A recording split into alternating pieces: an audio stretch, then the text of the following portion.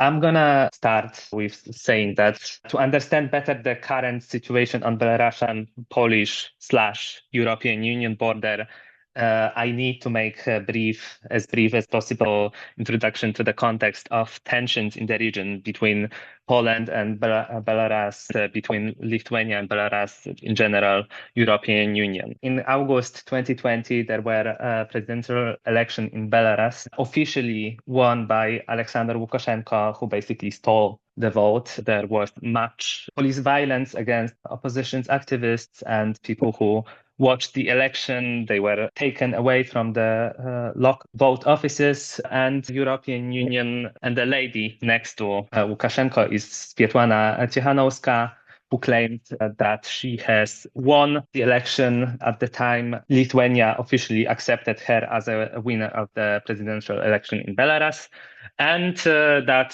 sparked some outrage in European Union, and European Union introduced first round of economical sanctions on Belarus, as well as support for the opposition. And it was the first time that Lukashenko said that it is a part of hybrid war, term I'm gonna explain in a minute, which is very important in the discourse about the humanitarian crisis. There is the broader context of causes of the crisis, causes of what has Lukashenko done to make this crisis happen. The more direct cause in May in 2021, when this guy, Roman Protasevich, a Belarusian opposition activist and journalist, a flight that was going from Athens to Vilnius was diverted before entering Lithuania airspace and diverted to the airport in Minsk under a false threat of a bomb on the board of the flight. And it was diverted to arrest Roman Protasevich and his girlfriend at the time, Sofia Sapiega, who was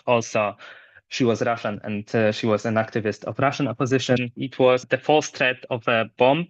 Not so fun fact about it, who was supposed to be responsible for the bomb. According to Belarus at the time, 2021, it was Hamas. They claimed to have got an email. We Hamas soldiers demand that Israel ceasefire in Gaza Strip. We demand that the European Union abandon its support for Israel in this war. We know that the participants of Delphi Economic Forum are returning home on May 23 via flight number of the flight. A bomb was planted onto this aircraft. If you don't meet our demands, the bomb will explode on May 23rd. At the time, Chancellor of Germany, Angela Merkel, said that this explanation was completely implausible.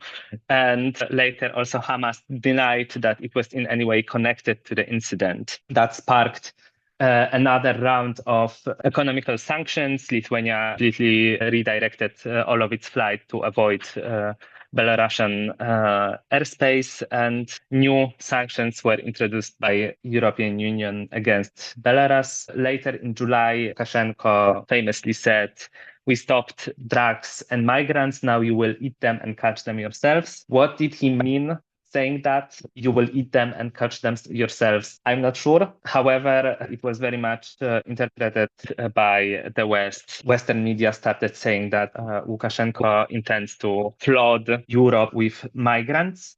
And around that time, Belarus and Russia started using their travel agencies to promote flights to Minsk that were supposed to grant, at the beginning, people from Afghanistan and Syria easy access to European Union. And hybrid war that I mentioned before is very often used in the discourse. It was at first used by Lukashenko, who said that the sanctions were part of the hybrid war, which is conflict strategy combining conventional military force with unconventional methods like cyber attacks, disinformation, and economic pressure. And it is often not officially declared. Obviously, there is not officially a state of war between Belarus and European Union, and it's supposed to blur the lines between war and peace to create confusion and weaken the target without direct confrontation, so the sanctions. But the humanitarian crisis on the border, Polish-Belarusian border, is quite often presented as a part of hybrid war, that basically Belarus and Russia are weaponizing refugees and migration as an act of hybrid war. Polish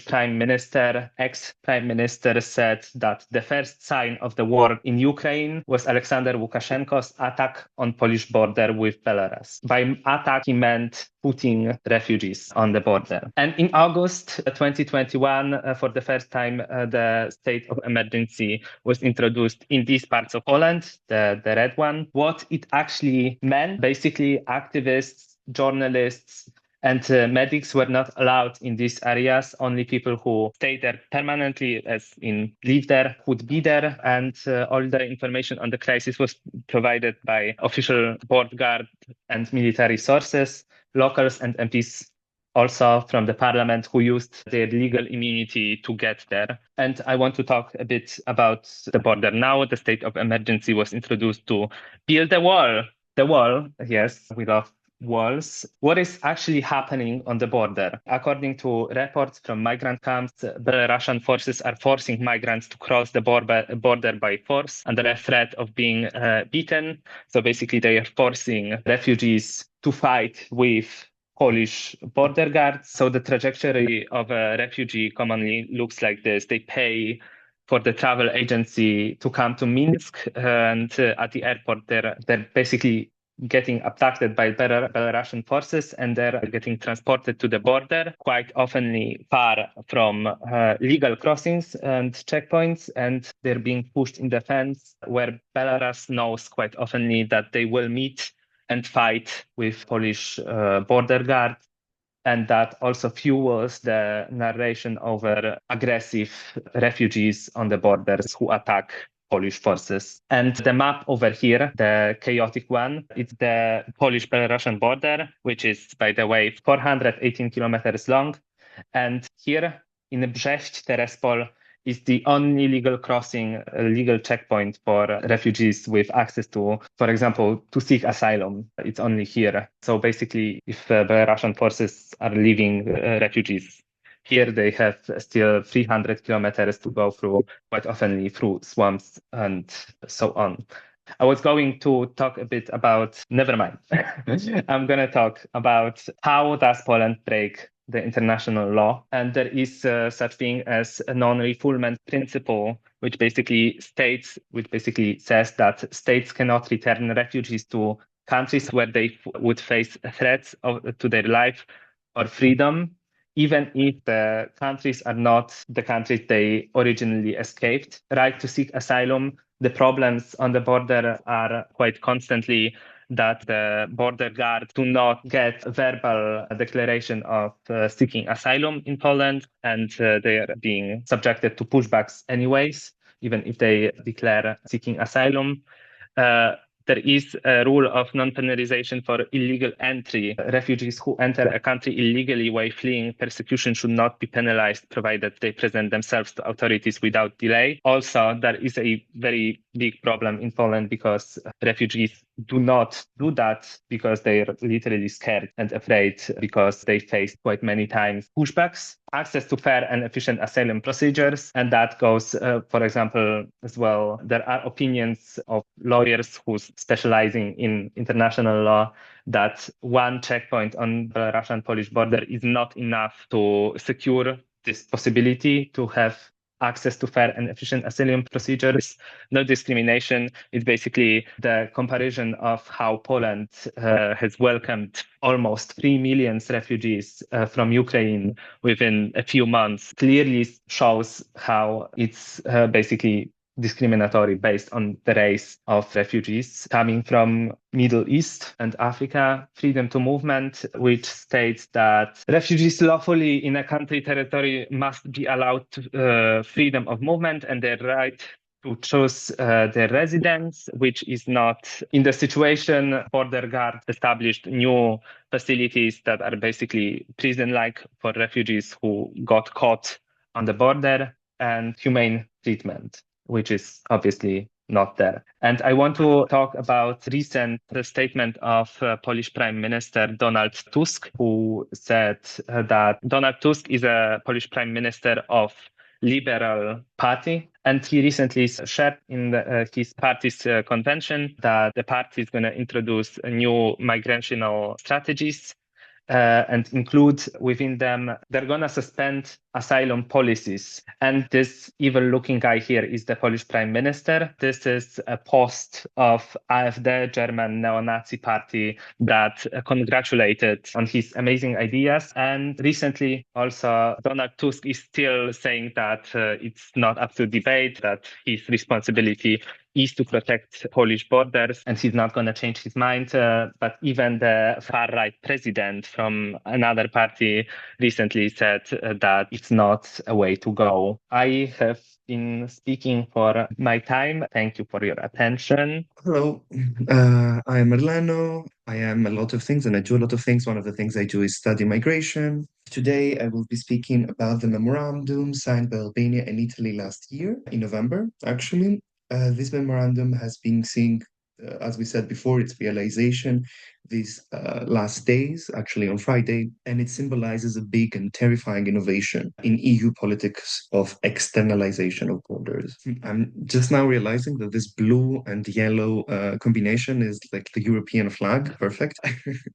So when I speak about externalization of borders, I'm speaking about strategies of the EU, in this case, to control and prevent migration before people reach the EU territory. We will hear later about such politics with Tunisia, but another famous example would be the EU and Turkey deal in 2016, which declared Turkey a safe country in which refugees arriving in EU borders, which refugees arriving in Greece could be returned to Turkey. In this case, the EU border becomes a broader area which implicates whole countries in the management of migration. Again, as I say, safe countries, which is something that will be discussed later. It's this pretty wild concept that comes from the EU. Each country has its own list of what it considers safe country, and a person that comes from a safe country is 99% of the time is not granted asylum because they are not recognized as coming from a country that is not able to protect them. So let's dive into the agreement between Italy and Albania, between which I just wanted to show this article. There's the Albanian Prime Minister with Meloni, the current Italian one. A friendship was born with Meloni. It is concrete policy, and Meloni then.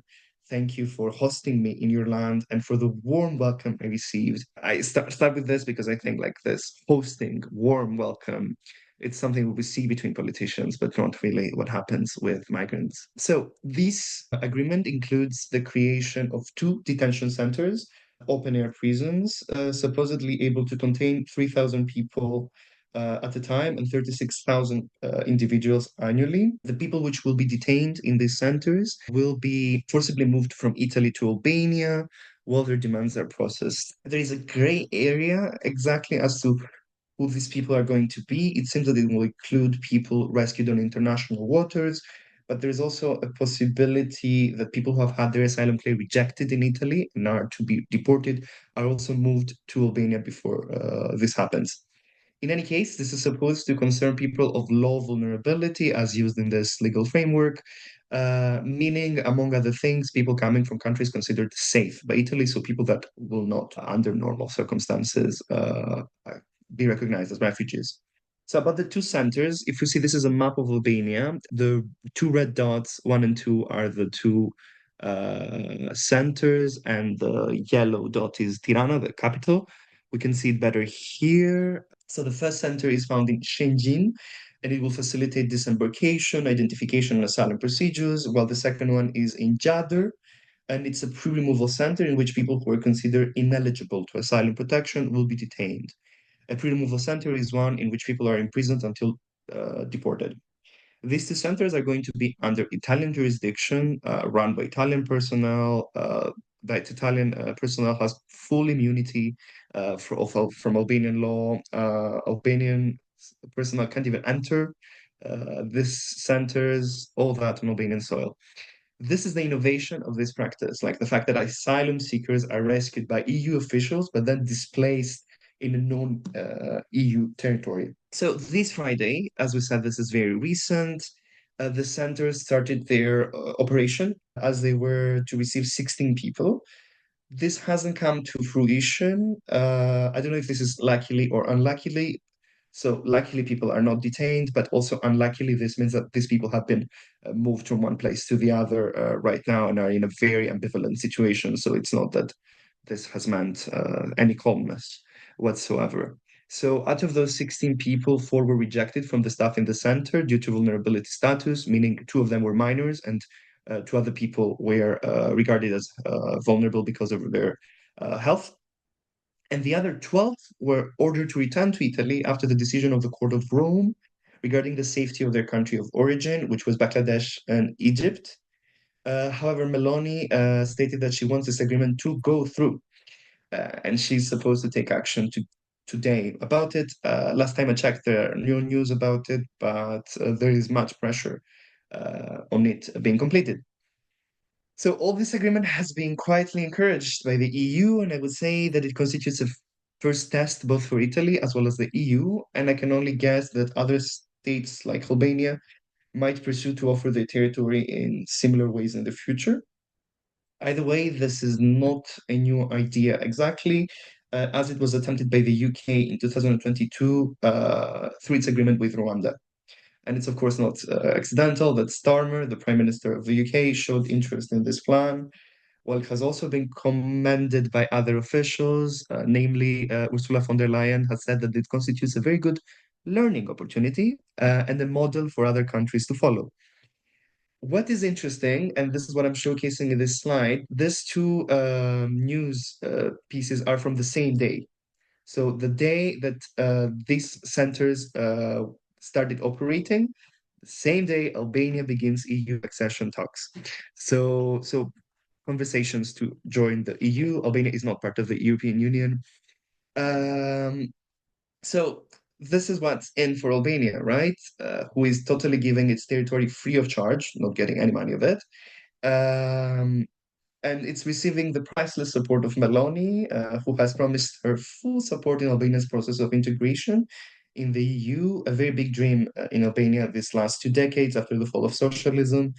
And I believe that the politician that will manage it in Albania will gain immense political capital. So we're speaking about something very, very important in the Albanian context. Um, Meloni has also spoken, and I think this is interesting, about how this agreement shows that Albania is already acting like a European Union member state, very overtly, just showing that to be a European member state means to guard borders, means to detain people, means to put people in precarity. As I said, it's not accidental that Albania starts talks to join EU the same day as the first refugees from Italy arrived to its ports. They really make the job of political scientists very easy, as it has been the case with other countries as well, of which Senegal, but I would say also in the Balkans, Macedonia is also one of those cases. This kind of politics provide an opportunity to such states to present themselves as legitimate partners of the international or interstate game and really leverage refugees as a political weapon. An interesting factor of the Albanian Prime Minister's presentation of this deal has been the discourse around the moral debt that Albania has towards Italy, since the latter has accommodated a big number of Albanian migrants in the last decades. He has said that we are doing this because we are indebted to Italy. I don't want to speak about the racism experienced by Albanians or the shipwrecks of the 90s and the dead people that Albanians that really show this how welcoming Italy has been since the 90s and continues to be so, not only for Albanians, but for all migrants. I just want to read this statement, which was written by Albanian collectives in response to in response to this. So this was December 2023. And it's Zan Collective is an Italian collective of Albanian migrants. The one in the middle is Mich Collective, which is a collective of Albanian migrants in Greece. And Shota is a collective and news and journal in Albania, feminist journal in Albania. So we say without a doubt that we owe nothing to the Italian government, I would add, or to any government whatsoever. Neither as Albanians nor as immigrants, our migration stories will only become a stone that is thrown against every ethno-patriarchal force of oppression, and not a stone to build bigger and bigger walls. The tragic thing is that these walls have been built. So some months after the statement, 𝗘𝗽𝗶𝘀𝗵 Collective actually did some very interesting reports. You can find them in their pages. Just to give these numbers to explain how this works, the Qianjin Detention Center is circled around with 4-meter walls and the 𝗘𝗽𝗶𝘀𝗵 one with 7-meter ones, essentially rendering people detained inside there more and more invisible. I must say here that, as I said before, there has been reaction from collectives in Italy and Albania, many of which migrant and refugee led, including also Albanian migrant collectives. They continue to cover what is going on, so I really suggest for you to check 𝗘𝗪 Collective, Sea-Watch Italy, No Border Kitchen, and others. What they have pointed out, which I think is also very interesting, the neo-colonial, and I would put neo in parentheses, colonial nature of this agreement, which I would say is also twofold. Firstly, it has to do with the refugees themselves. It's part of colonial politics, of dehumanization of people of the global south who are moved around and detained without their consent, as if they are objects to be moved and stored. Secondly, it's, I think, also interesting how this is part of the colonial-like relations between Italy and Albania, with its bigger manifestation being during Second World War and the invasion of Albania by Italy. Albania more and more is seen by Italy as an extension of their territories, and this is why they have their colonial prisons put there now without any problem in neither Italy nor Albania. I will quickly highlight that we see here the exploitation of a country of the Balkans, in this case Albania, that aims in the dehumanization and incarceration of people of the globalized South. This practice is very typical, I think, after the 90s in the Balkans in relation to specifically the Middle East. We see how the Balkans become a stepping stone or a bridge for the West to subjugate and dehumanize people of color. So why is this done? Does it work? What are the intended results? So if we see it by Italy's kind of side. So Italy aims to reduce the number of people reaching Italy by intercepting them at sea and transferring some to Albania for processing. Will the numbers drop substantially just because some are moved in Albania? See how other similar agreements have developed. This is not the focus even, because it will not help that much.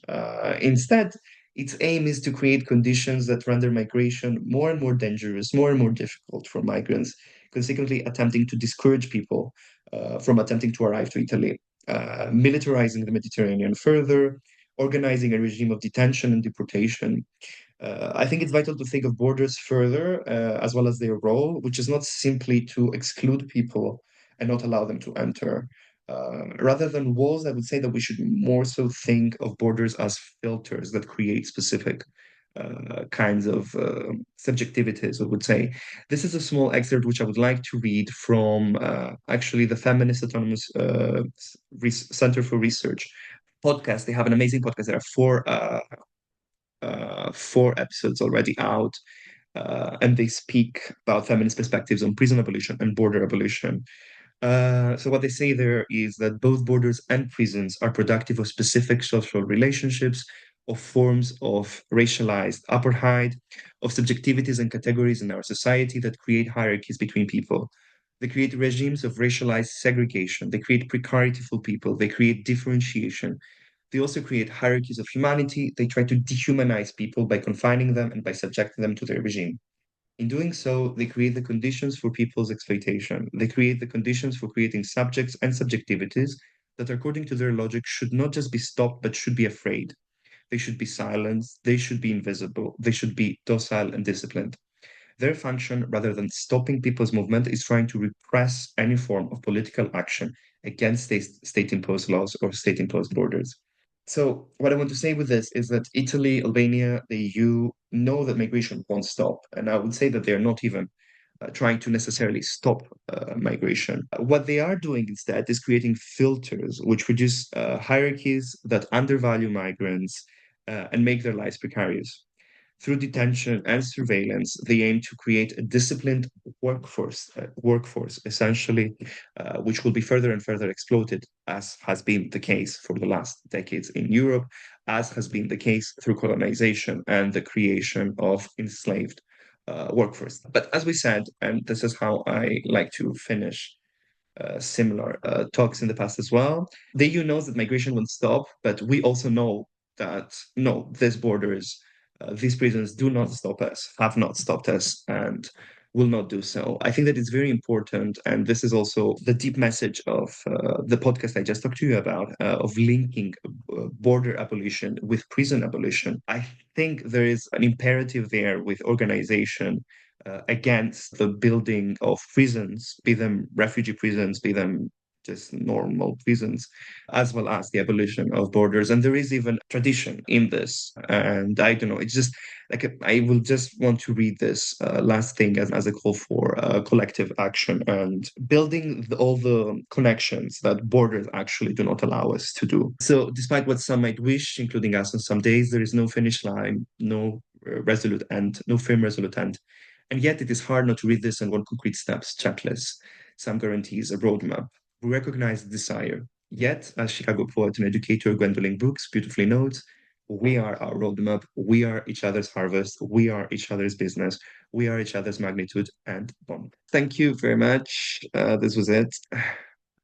Thank you, Marleno. Thank you, both Marleno and Stepan, for talking about the externalization of borders and what has been going on for a while. To recap, we heard 3 different situations that occur in 3 different areas of the borders of Europe, and a bit also at the edge, quote unquote, of Europe, how it's related with like the restriction of movement is related to human rights violations, and how the call for abolition is also coming forward a lot, not just for state prisons, but really any prison and any restriction in movement. I really want to thank our speakers also for today. This is hard work, hard emotional work also to working on these things, but important work nonetheless. And yeah, that's it.